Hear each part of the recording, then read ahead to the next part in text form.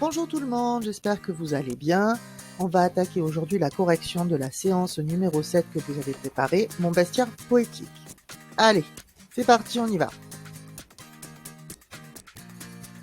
Pour cette séance, on a travaillé sur 5 poèmes. Le premier, les papillons, le deuxième, le cygne, le troisième, la grenouille, le quatrième, le coq, et le dernier, la chenille. Pour la question, il n'y a pas vraiment de réponse juste ou fausse, étant donné que l'on vous demandait ce que vous ressentiez face au poème. Vous ressentez ce que vous devez ressentir et il n'y a pas de réponse universelle. Donc on passe directement à la 2. Dans cette question, on vous demandait si le poète réussit à classer le papillon dans une catégorie. En réalité, non, puisque le dernier vers nous dit « entre la plante et l'oiseau ». Ça veut dire qu'il n'a pas encore décidé si c'était quelque chose de végétal ou d'animal. Cependant, il trouve une différence entre le papillon et la fleur, c'est que le papillon voltige, c'est-à-dire qu'il vole, alors que la fleur, elle, est accrochée à sa tige. Mais il trouve aussi énormément de ressemblances entre la fleur et le papillon. Tout d'abord, la couleur. Ensuite, la forme, puisqu'on pourrait dire que de loin, un papillon ressemble à un pétale. Et enfin, le fait qu'on cueille le papillon comme la fleur.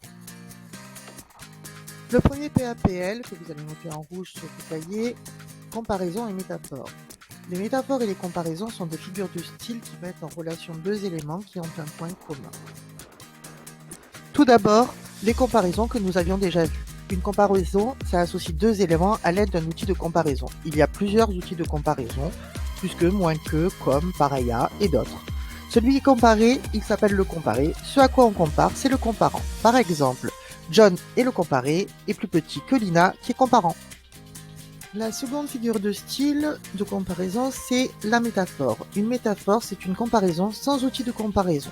Par exemple, ce chat ressemble à un démon, il casse tout, c'est une comparaison parce qu'il y a ressemble à. Ce chat est un démon, il casse tout, là on a une métaphore puisqu'il devient le démon. Passons maintenant aux questions sur le poème numéro 2, le cygne.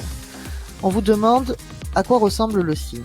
En fait, il ressemble à de la neige au soleil, puisqu'on nous dit pareil à la neige d'avril. Pourquoi ? Parce que tous les deux sont blancs, et tous les deux ont cet aspect duveteux qui recouvre. Il est aussi comparé à un lent navire, car l'auteur fait référence à la manière dont il se déplace, et son aile devient donc un gouvernail. Ça, on peut le voir au vers numéro 5 et 6. Dans le poème numéro 3, l'auteur décrit une grenouille. Dans ses actions, elle fait surface, elle crie, elle grouille, elle se barbouille, elle se prélasse, elle rêvasse. Il nous donne aussi son lieu de vie, la mélasse. Il nous informe sur son cri, elle croasse. Et enfin, sur ce qu'elle nous fait ressentir, elle agace. Le poète utilise beaucoup de rimes en ouïe et en as pour que cela fasse le lien avec grenouille et croasse et revenir toujours vers l'animal. De plus, ça rend la chose amusante, puisqu'il le combine avec des mots amusants comme barbouille, tripatouille, qui sont du vocabulaire familier.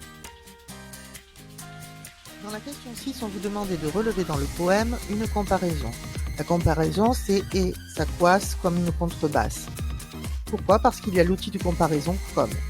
De plus, ça fait ressortir le côté du cri assez discordant et assez grave qui ressemble à celui de l'instrument. Enfin, à la question 7, on vous demandait de relever la métaphore qui était dans ce poème.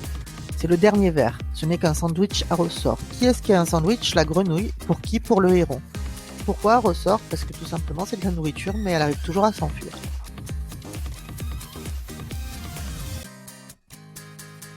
Allez, on sort les stylos rouges et les cahiers, c'est l'heure du deuxième PAPL sur les anaphores. Qu'est-ce que c'est qu'une anaphore ? C'est une figure de style aussi. Cette fois-ci, c'est la répétition d'un mot en début de vers ou de phrase. Ça permet de donner un rythme à la phrase ou au poème et une certaine musicalité, comme un refrain, mais avant. Enfin, les questions 8A et 8B portaient sur le poème numéro 4, le coq. On vous demandait de relever tout d'abord les anaphores. Vous voyez bien ici que c'est le mot oiseau qui est répété en début de vers du début jusqu'à la fin du poème. Il fallait donc le souligner.